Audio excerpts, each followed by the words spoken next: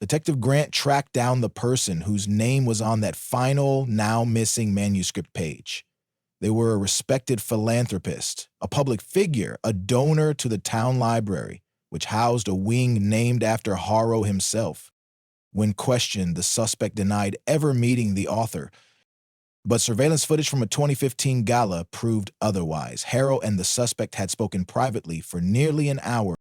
Worse, digital forensics uncovered emails between the two, encrypted, hidden in the metadata of old manuscript drafts. One chilling message stood out. 3 days later, Harrow was dead. A deep dive into Harrow's early work revealed something strange.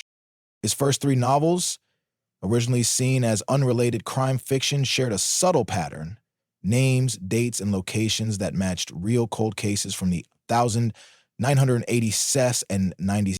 Each victim had ties to an elite social club that no longer officially exists, the Violet Circle, an exclusive gathering of authors, politicians, judges, and alleged fixers. The club was disbanded in 1999, or so the public was told. Arrow's editor, now living abroad, claimed Vincent once confessed. They didn't teach me how to write stories. They taught me how to hide them in plain sight.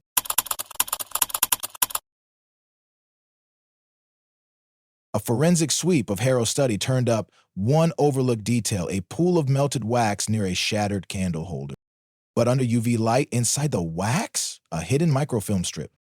On it, a series of coded messages and one blurred photo. Taken in the woods behind Harrow's mansion, a group of robed figures, a bonfire, and someone kneeling in front of them, bound.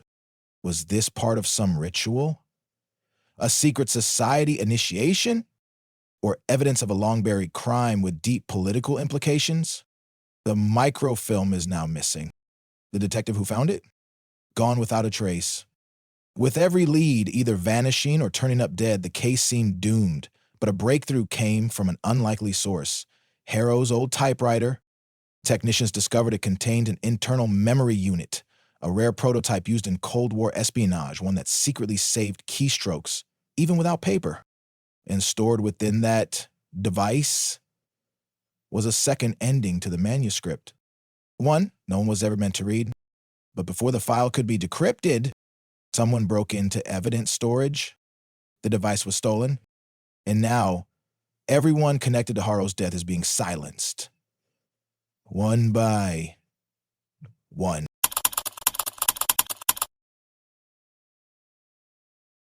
The study door was locked from the inside with an antique skeleton key. The windows were bolted shut. The fireplace was cold. No hidden passages, no surveillance. And yet, the angle of the blood spatter, the tilt of Harrow's chair, it all suggested he hadn't been alone. An autopsy confirmed he didn't die of a heart attack or a stroke. Vincent Harrow had been poisoned, but not with anything common. A rare neurotoxin derived from a South American plant that had been banned for decades, only accessible through black market pharmacology or old government stockpiles. Where would a crime novelist even get that? In a hidden drawer inside Harrow's study, police found a notebook. Its cover burned at the edges. Inside were frantic, handwritten entries: paranoia, descriptions of being watched, mentions of an agreement from 2003, with initials scrawled beside cryptic dollar amount. One passage stood out: "If they read this, they'll erase me. If I speak, they'll make it look like fiction. But if I write just enough truth, someone will notice, someone will come looking." And then a line underlined twice: "They killed Lila, and now they're coming for me." Was Harrow investigating the murder from his novels? Or was he confessing to one?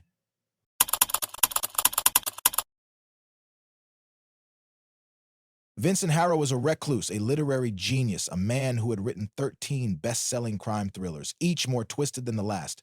He hadn't left his estate in nearly a decade. Groceries were delivered. Calls went unanswered. Fans waited years between books. And yet, when he published, the world read. Neighbors claimed he talked to himself at night, that the lights flickered at odd hours, that sometimes Faint classical music could be heard echoing through the trees, but the one thing everyone agreed on, Vincent Hare was afraid of something. And whatever it was, he was writing it down. Detective Elise Grant was the first investigator on the scene. She found Harrow's body still warm, an unfinished chapter loaded into the typewriter. But it wasn't just fiction. The events described in those pages paralleled a real unsolved crime from 1997, one that had haunted the town for decades. The victim in the manuscript, a girl named Lila Carrington, age 19, vanished without a trace. The case had gone cold until now, on the last line of the page, typed in bold. And the one who buried her was, and then, a name. But here's the chilling twist. That name belonged to someone still alive, someone respected, powerful, and entirely above suspicion. Within hours, that page went missing from police custody.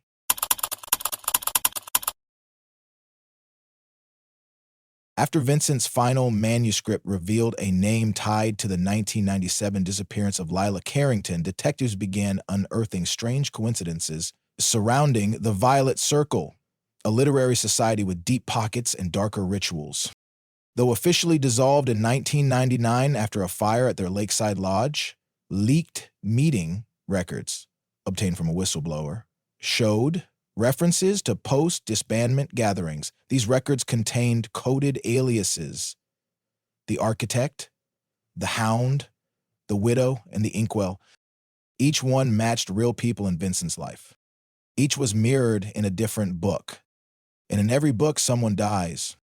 Writers rewrite history all the time, but what if their edits were never fiction to begin with?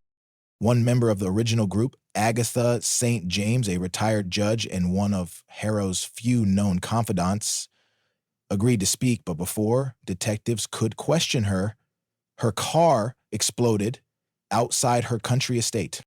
No fingerprints, no explosive residue, just a single item found on the passenger seat, a signed copy of Harrow's unpublished manuscript with the note, "For A.S., it ends where it began."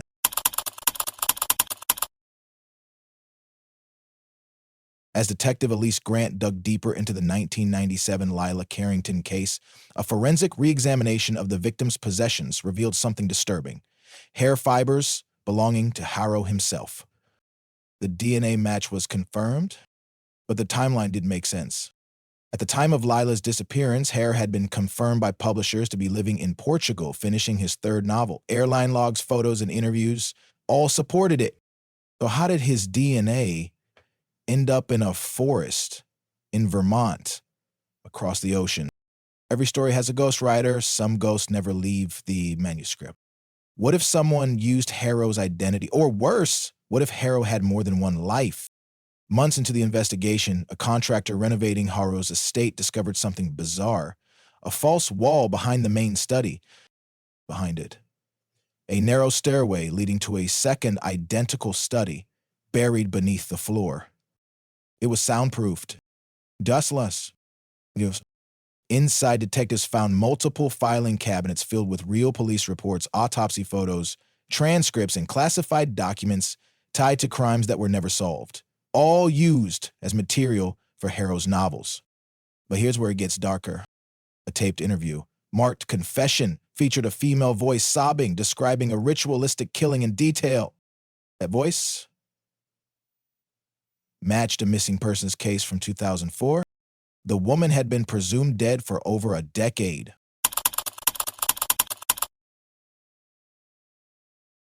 After the original evidence typewriter was stolen, Grant began tracing the rare Cold War device back to its roots. It had only been sold to 3 buyers worldwide, one of whom was a former CIA handler turned novelist. That man was Victor Kane, Harrow's former mentor, and the man credited with discovering him as a writer in the early 90s. Kane had disappeared from public life years earlier, but when investigators tracked his abandoned cabin, they found a shocking clue: dozens of manuscripts under Harrow's name, written in different handwriting. Each one ended with the signature, "The Inkwell." Was Harrow merely a pen name for something bigger? Was someone using fiction to cover real operations? The pen is mightier than the sword, especially when dipped in blood.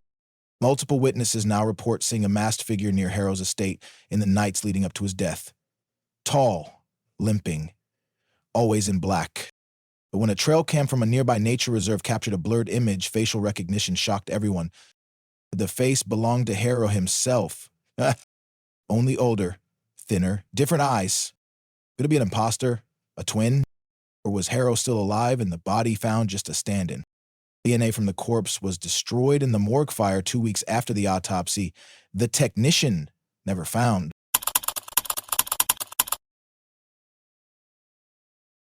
They lied.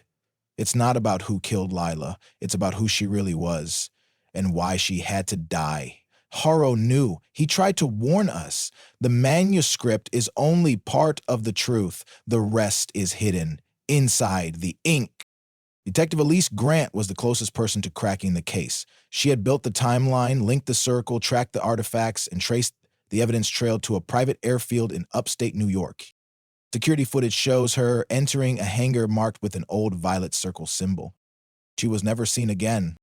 Hours later, her apartment was ransacked, her laptop destroyed, her phone disabled. All that remained was a USB drive hidden in a hollowed-out book on her nightstand. It's labeled. The USB contained a scrambled video message from Elise. In it, she said, "Only." That last phrase triggered a realization. UV analysis of Harrow's original typewriter ribbons revealed invisible ink markings layered between letters. A code, a cipher, possibly a map, or a confession from Harrow himself. And at the center of it, a final message. The killer didn't enter the study because the killer never left.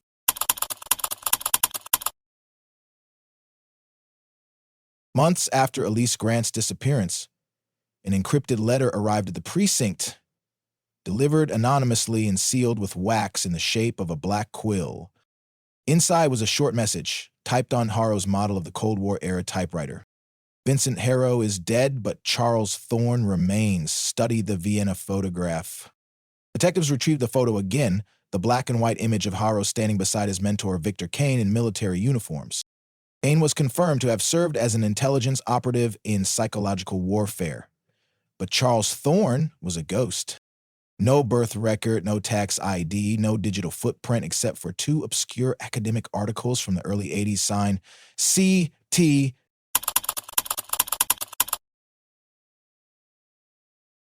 Grant's encrypted USB, the unfinished chapter, held reconstructed voice logs. One in particular chilled investigators.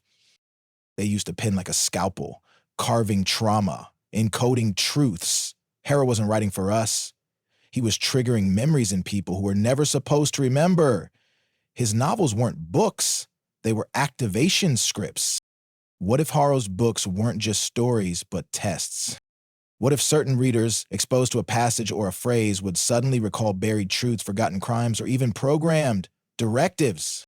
Truth doesn't need a megaphone. It needs a mirror. Remember Lila Carrington, the woman who vanished in 1997? The case that started everything.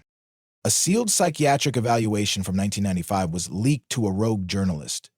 It revealed that Lila believed she had 2 lives. One, a librarian in Vermont. The other, a covert courier delivering encoded messages inside books to government operatives. She was diagnosed with dissociative identity disorder. The treatment facility where she was held, funded by a now-defunct literary agency tied to the Violet Circle.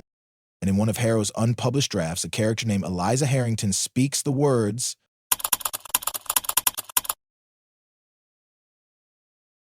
a forensic leak rocked the entire case. The body found in Harrow's study, the one cremated in the suspicious morgue fire, had no fingerprints. Instead, the fingers were covered with latex, fused into the skin. Worse, dental records didn't match. The corpse was not Harrow. So where was he? Following coordinates hidden in UV ink from the typewriter ribbon, a secluded house was discovered in Bellwether, Maine, a town with less than 200 people and no digital mapping. Inside, journals, recording devices, and a single worn armchair facing a wall of surveillance monitors, all pointed at known members of the Violent Circle. And in the center of the room, scrawled on the floor in black ink, The author never dies. He rewrites himself. One journal entry stood out. It was addressed not to a person, but to a reader. If you've found this, then the story has already begun again. I was Vincent Harrow. I was Charles Thorne.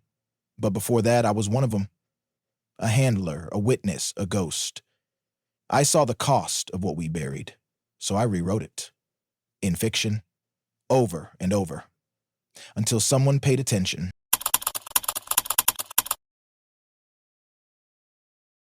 And a fourth manuscript, previously unknown, surfaced in a hidden compartment of the false study beneath Harrow's house. This one was never titled. Its opening line: the killer entered the study long before the victim. The door was locked from the inside because that was the only way to keep the truth in.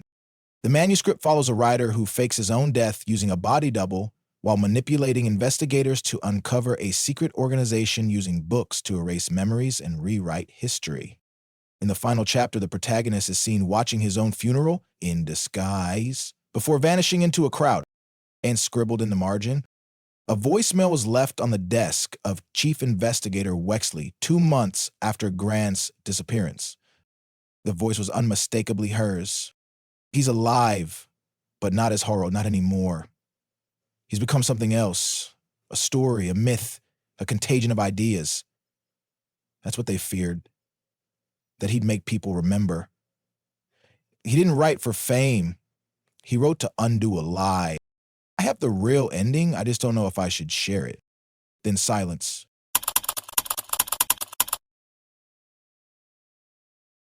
In a rare book auction in Prague, a book appeared under the name C. Thorne. Only 7 pages long, bound in leather with violet stitching. Its title? The Violet Gospel. Inside, an encrypted symbol sequence matched the cipher from Horrow's original manuscript. When decoded, the phrase reads,